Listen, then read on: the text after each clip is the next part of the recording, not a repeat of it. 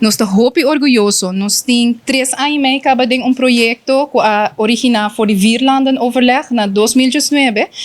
Com enfasis riba hisa e calidad de nos maestronan de formacion.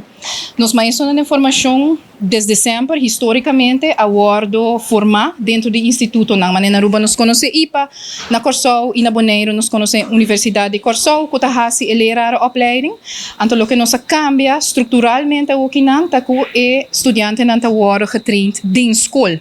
Nós estamos mira gap muito grande entre o que a escola espera de maestro e o que o instituto quer com a mestre hinca de maestro para formar, para o que é grupo que não está trabalhando junto. Então, o que temos mais orgulhoso ainda também está com nós trabalhando de qualidade de escola. Nós temos 16.5 escola a que na Aruba, Bonaire e Corsol, que está fazendo training especializado em 21st century skills, de material caribense, que me chega mais cerca na necessidade do aluno, e não também pessoas que estão tomando colega que estão formar em escola para junto não crescer e vira lugar profissional de conhecimento que não está na research de escola, não está discussão sobre a qualidade de escola mesmo.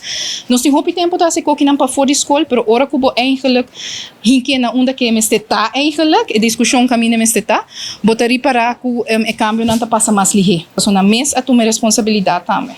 Então, aceito o que tomando lugar o que não podem na aula e tá promovendo com Aruba Bonaire Corsol tá fazendo esaki para o mesmo DAC que meus colegas não tá hopi contento de por fim a conhecer outro passou nosso começar em tempo COVID então eigenlijk não conhecer outro solamente via vídeo pero bota mira que energia tá com burst passou o que não tá ensinando solamente for de bom prática na Aruba pero ensinando de bom prática na Corsol na Bonaire e tu gente tá bezig tá wissel uit e criando eigenlijk netwerk mais grande de colegas não que por carga o projeto junto.